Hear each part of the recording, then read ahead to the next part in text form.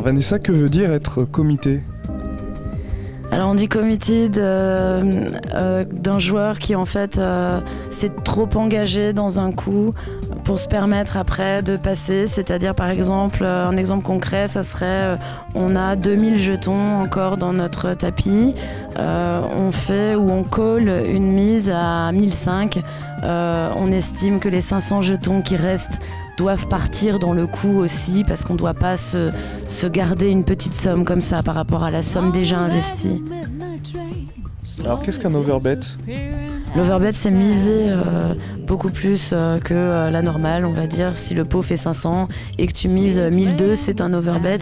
Il peut y avoir plusieurs raisons à cela. C'est souvent un move qui est assez polarisé, c'est-à-dire que ça va souvent représenter soit un bluff, soit une main forte.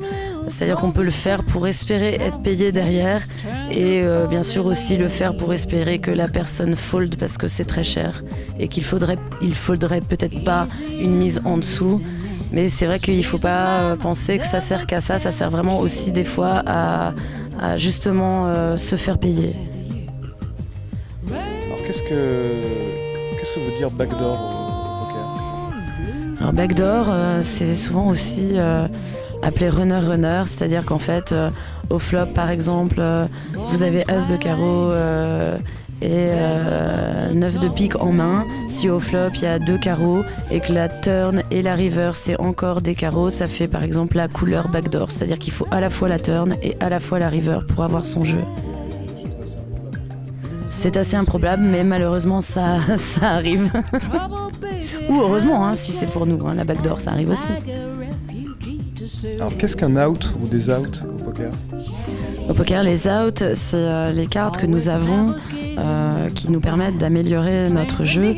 Par exemple, au flop, si le flop c'est 7, 8, 9 et qu'on a 6x en main, n'importe quelle carte avec le 6, en out, on va avoir le 10.